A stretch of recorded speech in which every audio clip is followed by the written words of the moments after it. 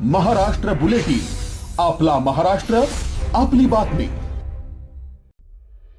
नाशिक शहरात महिला आणि मुलींच्या सुरक्षिततेचा प्रश्न पुन्हा एकदा ऐरणीवर आलाय।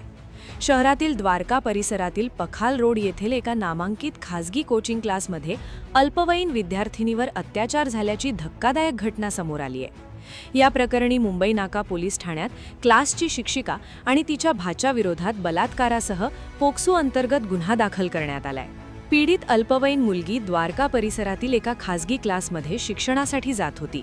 तिथे शिक्षिकेच्या मदतीने तिच्या भाच्याने विद्यार्थिनीशी गैरवर्तन करत लैंगिक अत्याचार केल्याचा आरोप आहे। या प्रकारामुळे पीडित मुलगी मानसिक धक्क्यात होती।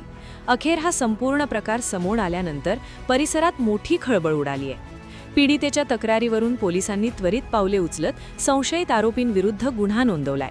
यात शिक्षिकेचाही समावेश असल्याने पालकांमध्ये संतापाची लाट उसळली आहे। या प्रकरणाचा अधिक तपास मुंबई नाका पोलीस करत असून शिक्षिकेला आणि तिच्या भाच्याला कठोर शिक्षा करण्याची मागणी नागरिकांकडून होत आहे। नाशिकमध्ये गेल्या काही दिवसांपासून गुन्हेगारीच्या घटनांमध्ये वाढ झाली आहे। आता थेट क्लासमध्येच अशा प्रकारचे कृत्य घडल्याने आपल्या पाल्यांना क्लासला पाठवायचे की नाही असा प्रश्न पालकांसमोर उभा ठाकलाय। महाराष्ट्र बुलेटिनसाठी सयाजी पवार, नाशिक। महाराष्ट्र बुलेटिन, आपला महाराष्ट्र, आपली बातमी।